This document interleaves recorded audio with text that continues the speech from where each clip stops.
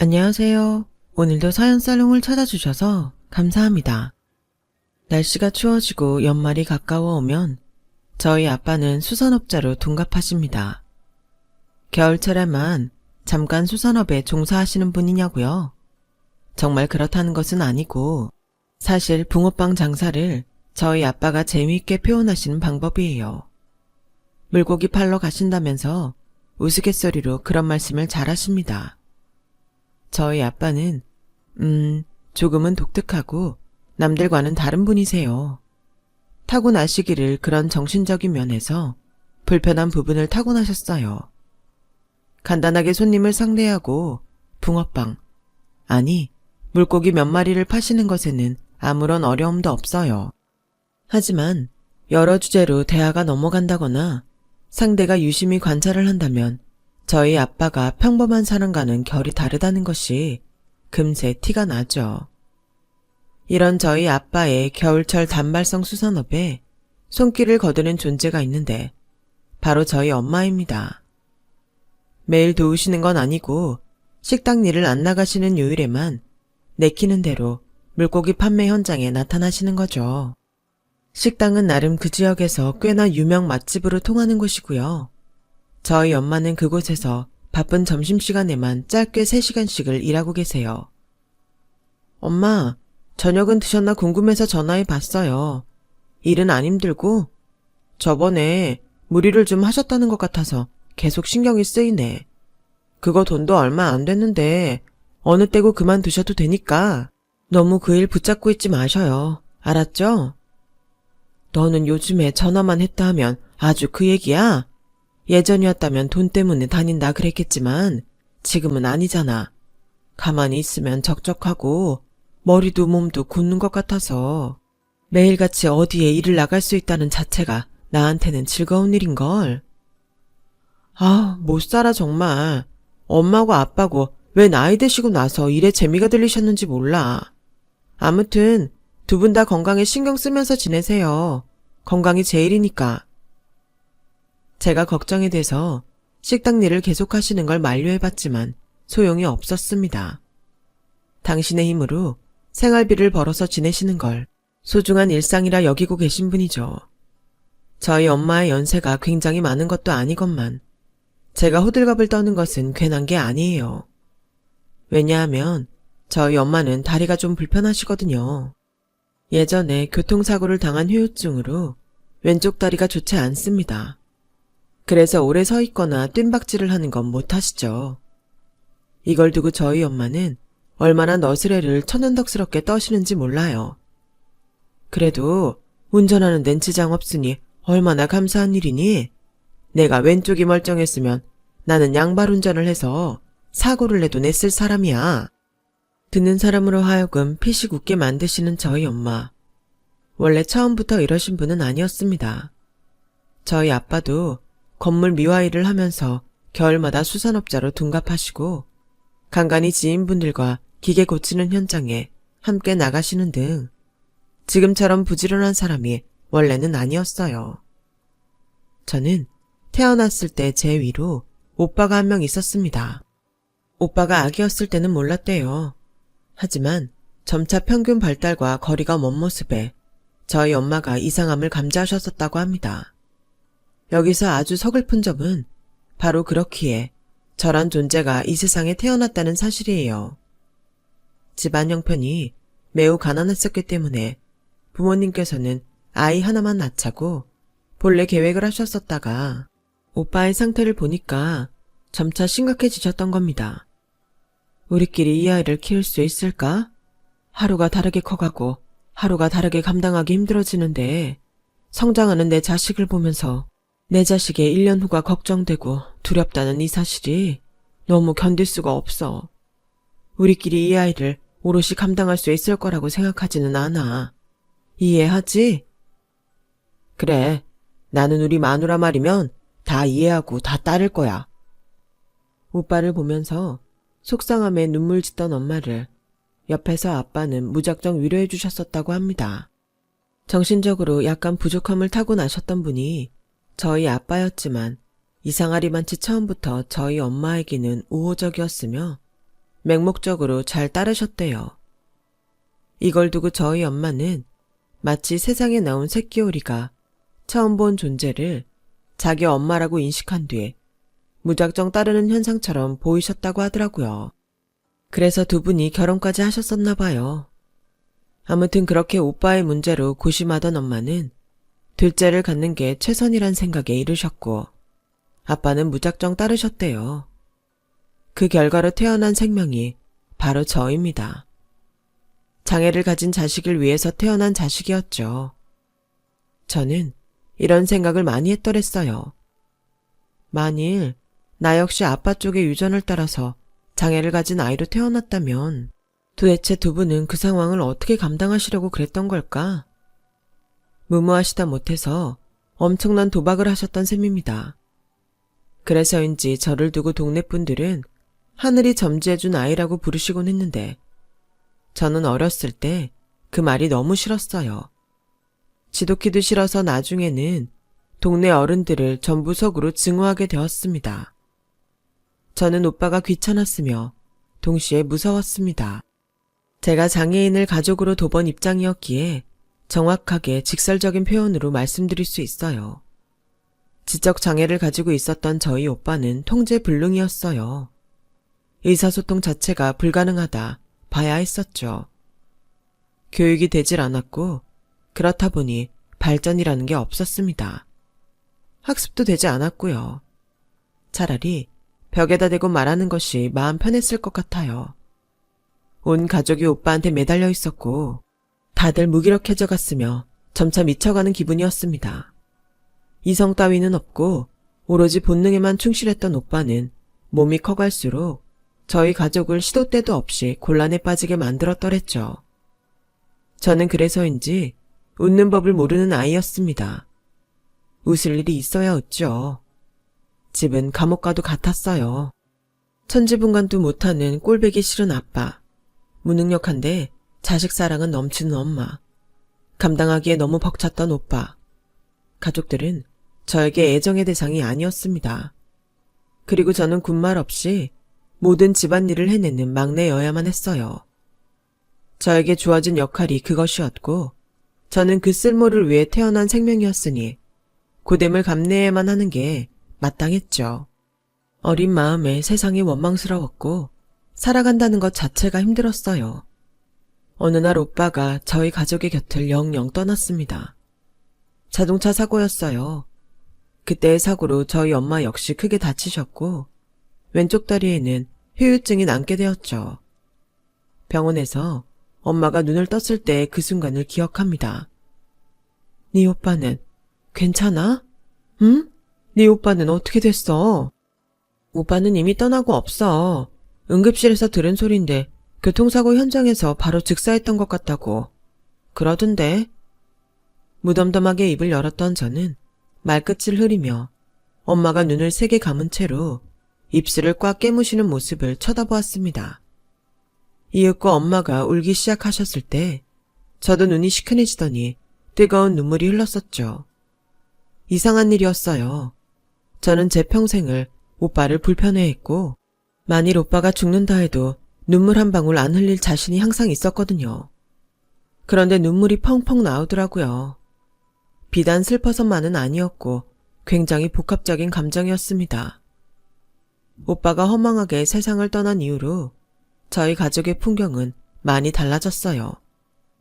좋은 쪽으로였냐고 하면 모르겠습니다.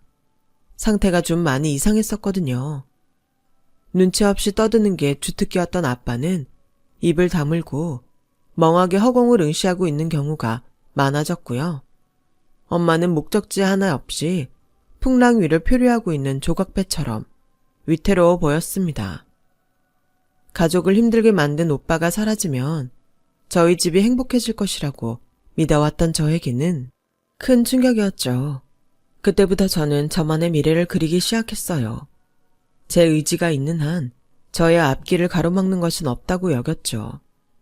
아무런 기반도 없는 가난한 집안, 지적 장애가 있는 부친과 지체 장애가 있는 모친의 자식인 제가 성공하려면 딱 한 가지 방법밖에 없더라고요. 바로 공부였죠. 고등학교 1학년이었던 저는 줄임배를 움켜쥐어가며 공부를 했어요. 반드시 좋은 대학에 가서 새로운 인생을 개척하리란 다짐이었어요. 친가도 외가도 전부 저희 부모님 댁에서 못 살게 된 것이 아니라 애초부터 가진 것 하나 없는 집안들이었습니다. 오늘 벌어서 오늘을 살고 내일은 대비하지 않는 사람들이었습니다. 저는 제가 그런 굴레를 끊어버리고 싶었어요. 그래서 미친 사람처럼 공부에 매달렸고 자력으로 대학에 들어갔습니다. 저희 부모님은 제가 들어간 대학이 어느 수준인지 당신들의 딸이 얼마나 대단한 일을 해낸 건지 알지 못하셨어요. 아는 만큼 보인다잖아요. 딱 그 꼴이었죠. 저는 명문대에 재학하는 동안 부모님과 점차 멀어져 갔습니다. 나라에서 나오는 지원금, 꼴랑 그거 몇 푼 가지고 안주하면서 굶어 죽지는 않으니까 라는 생각으로 안일하게 하루하루 시간을 보내는 것 같은 부모님들을 신경 쓰고 싶지 않더군요. 그때는 정말 그랬습니다. 자력으로 독하게 앞길을 개척하고 있는 제가 세상에서 가장 잘나고 대단한 위인인 줄 알았던 것 같아요. 거의 5년여를 부모님을 안 보고 살았습니다. 졸업을 하고 나서 원하던 곳에 취업을 성공한 뒤에야 저는 부모님을 배웠고 마치 선심을 쓰듯 다달이 용돈을 붙여드리기 시작했어요. 큰돈은 아니었고 매달 50만 원씩이었죠. 저는 멋진 직장에 다니면서도 제 목표를 꽤나 이뤄낸 뒤에도 연애에는 소극적이었습니다. 제 자신이 스스로에게 자신감이 없었던 것 같아요. 제가 겉으로 보여지는 것과는 달리 속은 모난 구석이 너무나도 많다는 것을 상대에게 들키고 싶지 않았죠. 연애 같지도 않은 연애만 하면서 시간을 보내는 동안 제 안에는 한 가지 확신이 자리 잡았어요. 그것은 결혼을 하고 싶지 않다는 것이었습니다. 아무리 생각해도 제가 좋은 부모가 될 가능성이 만무하였으며 바람직한 아내의 역할을 해낸다든지 남편에게 사랑받는 아내라든지 이런 그림이 저랑은 매치가 안 되었어요. 저처럼 하자 있는 집안의 자식은 결혼을 하지 않는 것이 상대에게도 예의란 생각이었습니다. 그 상대가 누가 되었든지 간에 말이죠. 그런데 운명이란 것이 참 묘한 것이더라고요. 그런 굳은 다짐을 마치고 지내던 저에게 다가온 진짜 인연이 있었으니 말이에요. 그 사람은 저희 부서 팀장님의 친척 동생이었어요. 손수로 따지면 육천관계였는데 원래 서로가 왕래를 잘하는 것도 아니라서 친하지 않았대요. 다만 서로 얼굴들은 잘 알고 있었고요. 그랬는데 회식이 진행되고 있던 식당에서 그 사람이 먼저 팀장님한테 아는 체를 했었던 겁니다. 형, 여기서다 보네? 나는 얼핏 보고 형 아닌 줄 알았다가 맞는 것 같아서 반가운 마음에 인사하려고 왔어. 이런 데서 마주치다니 신기하다. 어떻게 이런 우연이 다 있냐? 너 이쪽 동네 사는 것도 아니잖아. 보니까 너는 친구들하고 밥 먹으러 여기까지 왔나 보네. 나는 회식 중인데 이렇게 마주친 김에 우리 팀 사람들하고 인사나 해라. 아이, 인사는 무슨. 여러분, 오붓한 회식 타임에 제가 잠깐 끼어들어서 죄송했습니다. 마저 식사하세요. 그 사람이 하나도 안 민망하다는 얼굴로 뻔뻔스레 인사를 하는데 저는 그 모습이 순간 웃겨서 푹 하고 웃음을 터뜨리고 말았어요.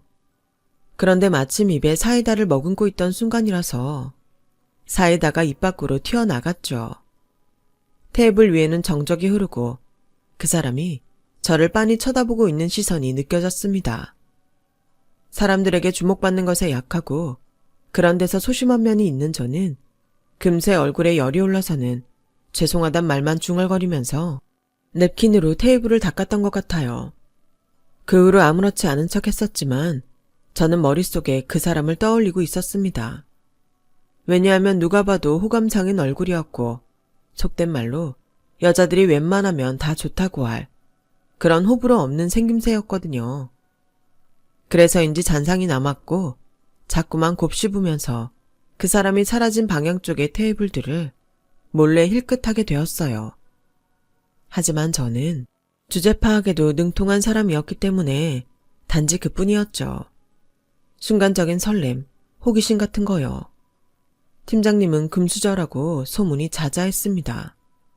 그런 분과 친척이라는데 집안 수준은 안 봐도 저랑 하늘과 땅 차이일 게 분명했죠. 그런 남자는 대체 어떤 여자를 만나고 다닐까? 분명히 연예인급으로 예쁜 여자일 거야. 이런 실없는 생각이나 하면서 회식이 끝나갈 무렵 먼저 바깥 공기를 쐬고 싶어서 나왔는데 놀랍게도 그 사람이 있었습니다. 뿐만 아니라 저에게 먼저 말을 걸더군요. 아까 저 보면서 웃으신 분 맞죠? 와, 아까 저 엄청 민망했던 거 아세요? 네? 글쎄요. 하나도 안 민망해 보이시던데. 그렇게 말씀하시는 걸 보면 제 표정이 어떤지 살펴보셨었나 봐요. 씩 웃으면서 묻는 그 사람에게 저는 아무런 대꾸도 하지 못했었습니다. 능글맞은 걸 보니까 자기가 잘난 걸 스스로 아는 사람이겠구나 하는 생각만 들었죠. 그냥 꾸벅 인사하고 먼저 돌아섰어요. 그걸로 끝인 줄 알았습니다. 며칠 뒤에 팀장님의 부탁을 듣기 전까지는 말이에요. 그때 회식 자리에서 봤던 내 친척 동생 기억나죠? 걔가 서주임 번호를 자꾸만 물어봐서 일단 나도 모르게 서주임이 남자친구가 없다고 정보를 주기는 했는데 뭐라고요? 그래서 혹시 제 번호를 그분한테 주신 건 아니겠죠? 그게 내가 정말 미안해 서주임. 황당하게 들리겠지만 우리 집안에는 서열이라는 게 있어요. 그쪽이 더 위라서 내가 당최 거절을 하기가 쉽지 않았어. 너무 갑작스러웠고 이것이 바로 직장 상사의 갑질인가 하는 별별 생각을 다 했었습니다. 앞으로 어떻게 대처해야 하나 고민할 시간도 없이 금세 그 사람한테서 연락이 왔어요. 거두절미하고 저랑 따로 만나보고 싶단 얘기더군요. 다 가진 남자의 독특한 호기심이라든지 일탈이라든지 그런 종류의 것일 거라고 확신했어요. 연애하고 결혼할 것도 아닌데 한 번쯤 만나보는 것도 나쁘지 않겠다는 생각도 역시 들었죠. 제 가족사를 바로 털어놓았는데 지금 생각해보면 살아오면서 받았던 상처의 영향으로 그런 돌발 행동을 하지 않았나 싶네요. 아빠는 정신적으로 장애가 있으시고 엄마는 신체적으로 장애가 있으세요. 네, 알겠어요. 그러시군요. 그런데 어라? 그 사람은 무척 태연했습니다. 표정이 아무렇지도 않았어요. 예의상이나마 저한테 힘드셨겠다 이런 말 한마디를 안 해줬습니다. 저는 저희 가족 이야기를 듣고도 이렇게 반응 없는 사람을 처음 봐요. 제가 어떤 특별한 반응을 해드렸어야 했나요? 그럼 실례했나요? 어떤 걸 원하시는지 말씀해 주시면 제가 적극적으로 반영을 해보겠습니다. 엎드려 절받기도 아니고 절대 그러고 싶지는 않았네요. 그런데 이상하게 제 마음이 편안했어요. 저는 낯선 사람들에게서 동정을 받는 건 사실은 질색인 사람이었거든요. 평생에 걸쳐서 그런 취급을 많이 받아왔었기 때문에 신물이 나다 못해 자포자기였습니다. 그런 저에게 그 사람은 새로운 경험을 선사해 주었어요. 솔직히 말해서 그 사람에게 바로 끌렸습니다. 하지만 그 사람의 외제차를 보니까 주눅이 들었죠. 저 따위는 꿈도 못 꿨을 외국 명문대학 출신인데다 제가 망상에서나마 노려봤던 엄청난 기업에 다니고 있는 사람이었어요. 그 사람의 손목에서 척 봐도 명품인 게 분명한 시계를 발견하고선 절대 연애 대상으로도 넘보지 않겠다는 결심을 했습니다. 그때까지도 제가 생각하기로는 신은 없었고 저에게는 걸핏하면 시련이 준비되어 있었기 때문에 만일 그 사람과 어떤 관계로 발전하게 되든 그 결말은 엄청난 상처로 남게 될 것이 분명하였어요. 다시 한번 주제 파악을 마쳤건만 그 사람은 자꾸만 저에게 다가왔습니다. 정신을 차려보니 어느새 저는 그 사람과 말을 편하게 놓고 있었고 서울을 벗어난 곳까지 놀러가는 사이가 되어 있었어요. 얼떨결에 사귀는 관계로 발전해 있었고 저는 그 사람이 점점 더 좋아졌습니다. 하지만 그 이상을 바라진 않으려고 했어요. 저의 초기 예상보다 그 사람은 더 엄청난 집안의 아들이었거든요. 그 사람의 부모님이라도 만나게 된다면 저는 죽은 목숨이라고 생각했었습니다. 그런데 이게 무슨 일인가요? 우리 아들하고 서로 잘 맞는다면야 너무 좋죠. 무조건 찬성이야, 찬성. 싸대기라도 한 대 맞을 줄 알았는데 그 사람의 어머님은 너무나도 따뜻하면서도 호쾌한 분이셨습니다. 게다가 나중에 뵌 아버님마저도 무척 다정하셨죠. 저는 그 집안에 비해 보잘것없고 하찮은 조건의 여자였는데 그럼에도 그 사람은 저의 손을 놓지 않았고 연애 기간이 쌓여갔을 때 저에게 청혼을 해주었습니다. 기쁨 뒤로 고민이 되었던 저는 부모님께 찾아갔어요. 사귀고 있는 사람과 결혼하고 싶다는 이야기를 전했죠. 우리 딸이 하고 싶으면 해. 결혼을 하고 싶으면 결혼을 하면 되는 거야. 휴, 그렇게나 부유한 집안이라니. 너무 기운 결혼을 해서 내가 눈칫밥 먹어가며 살까봐 그게 걱정이구나.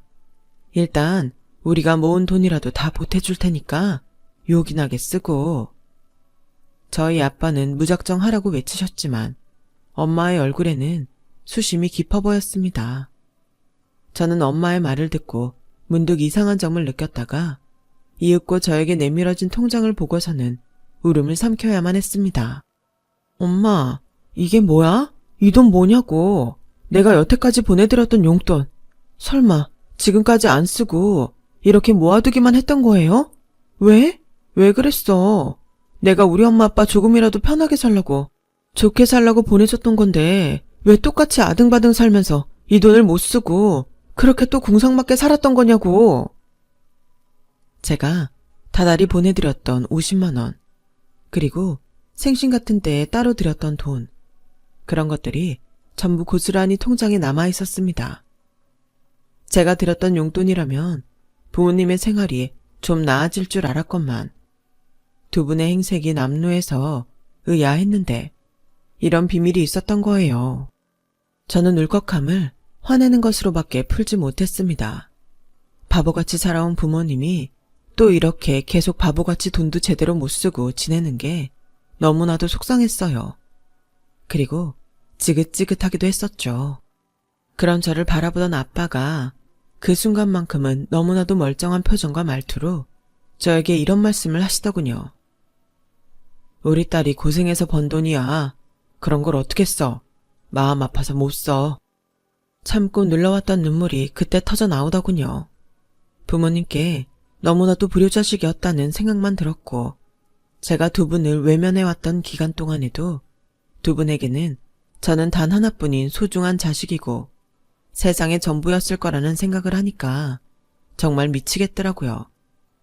돈을 안 쓰시는 게 제 마음을 아프게 하는 거라고 그날 그 자리에서 몇 번이고 부모님께 말씀을 드리면서 새로이 다짐했어요.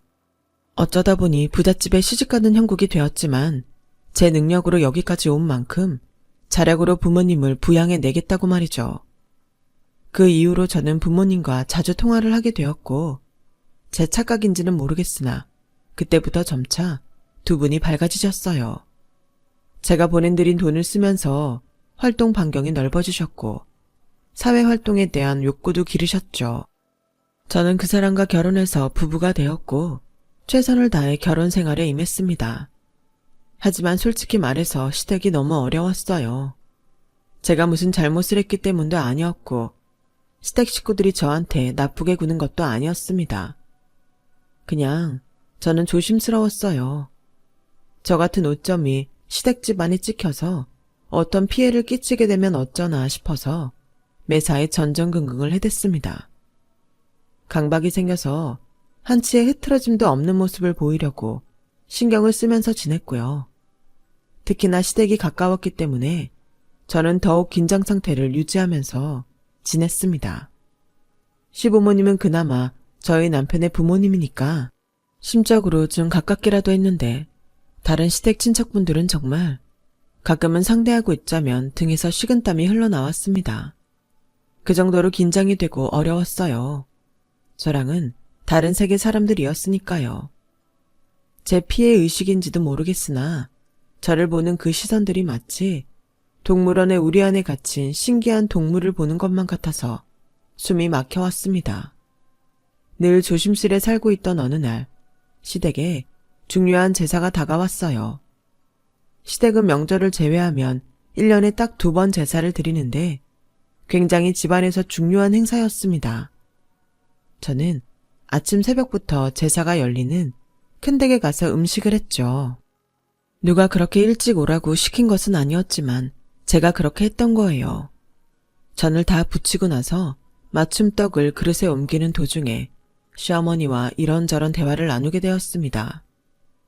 유명 연예인들이 결혼식 같은 때에 주문을 넣는 유명한 떡집의 떡이라는 소리를 듣고 제가 놀랐는데요.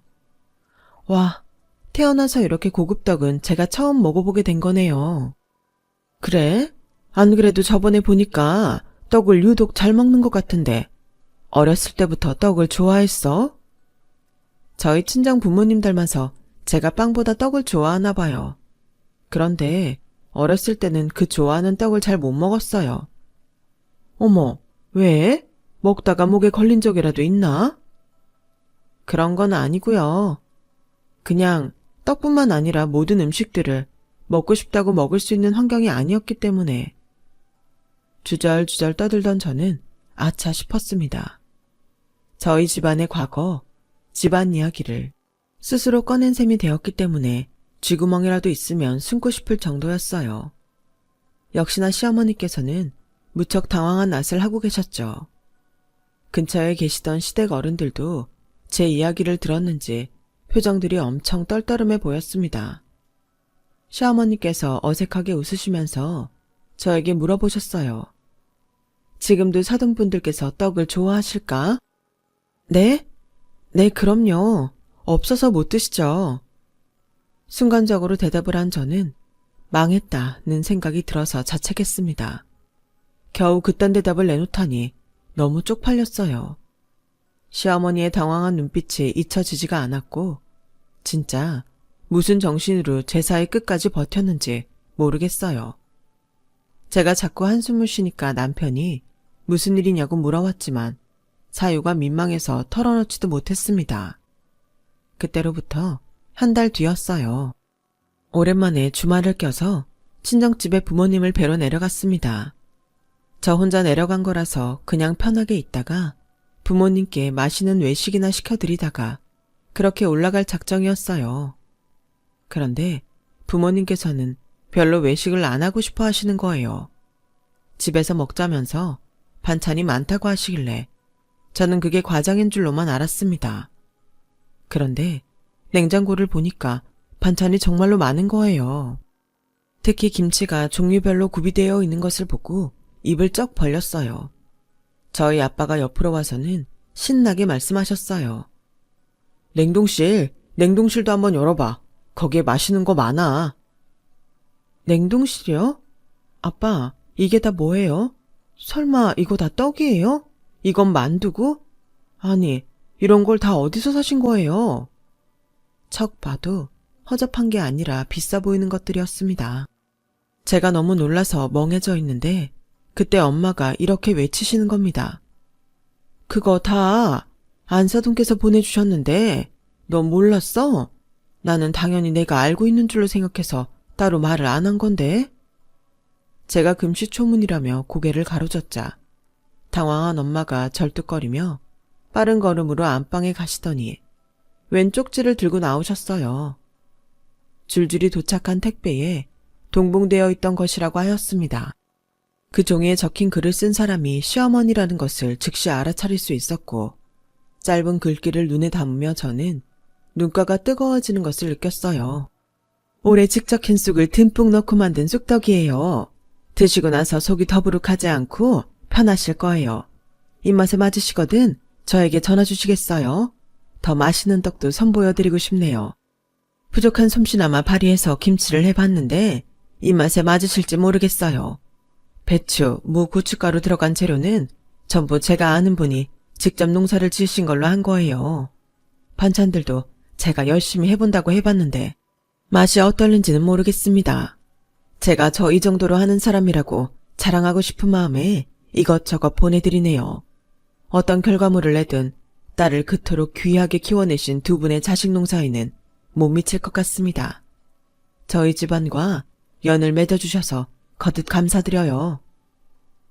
손으로 눈가를 훔치느라 정신이 없었던 것 같아요. 결혼하고 나서 저는 내내 시댁과 저는 철저한 타인이고 결코 한데 섞일 수 없고 제가 부단히 노력을 해야만 그 곁을 맴돌 수 있는 거라고 그런 식으로만 생각을 해왔었어요. 그런데 그것이 얼마나 제 안에 있는 편협한 사고방식이 불러온 오류인가를 깨달았습니다. 아주 어린 시절부터 각인되어 있었던 삐뚤어진 냉소적으로 세상을 바라보는 시각이 제 깊은 곳에 자리하고 있었던 것이죠. 시어머니께서 보내주신 맛있는 음식들을 먹으며 저는 드디어 오랜 세월 봉인해두었던 어려운 이야기를 부모님께 털어놓았습니다. 사실은 오빠 때문에 부모님이 미치도록 원망스러웠고 제가 오빠를 증오하면서 살아왔기 때문에 그 영향으로 오빠가 죽었을지도 모른다는 죄책감에 혼자 힘들었다고요. 오빠가 떠난 이후로 저는 단 한 번도 그 존재를 부모님 앞에서 입에 올린 적이 없었어요. 10수년 만에 처음 꺼내는 것이었고 저의 이야기를 들으면서 부모님 두 분 다 가슴을 치면서 우셨습니다. 그 자리에서 저희 세 식구는 많은 대화를 나누었고 서로를 보듬으며 서로의 과거를 용서하였어요. 이것을 계기로 부모님께서도 완전히 오빠를 그 안에서 털어내시고 앞을 보며 나아가게 되셨죠. 보다 적극적으로 바깥 생활을 하셨고요. 소중한 계기를 만들어주신 시어머니께 저는 진심을 다해 감사 인사를 드렸습니다. 뭐라고 말씀을 드려야 할지 모를 만큼 정말로 감사드려요, 어머님. 앞으로 제가 더 잘하겠습니다. 지금보다 어떻게 더 잘하려고? 그럴 것 없어. 나는 네가 앞으로 어깨에 힘 빼고 편안한 표정을 지으면서 산다면 그것으로 만족할 것 같아. 그렇게 말씀하시는 음성만큼 편안한 소리를 들어본 적이 없었습니다. 그때 먹어본 떡, 만두, 김치, 마른 반찬들처럼 맛있는 것을 그 이후로도 저는 찾지 못했어요. 그러니 시어머니께서 그때 저희 부모님께 보내주셨던 것은 기적이었을지도 모르겠습니다.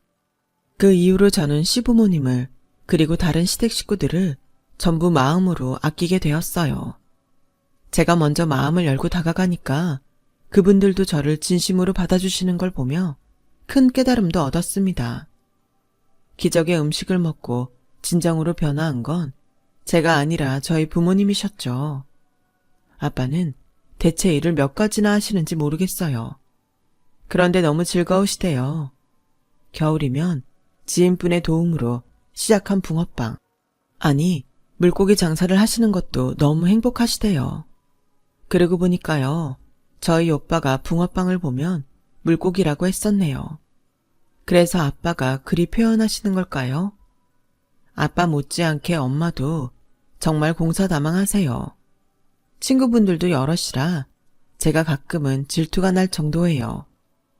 어쩌면 사실은 제가 저에게 있어선 완벽한 가정에서 태어났기 때문에 이런 현재를 맞이할 수 있었던 건 아닌가 싶습니다. 저의 이야기를 들어주신 분들의 하루하루가 행복하기를, 그리고 빛나는 미래를 꿈꾸는 인생 되시기를 바랄게요. 여러분, 사연 댓글에 응원과 현명한 조언 부탁드려요. 좋아요와 구독은 저에게 큰 힘이 됩니다. 오늘도 좋은 일 가득하세요.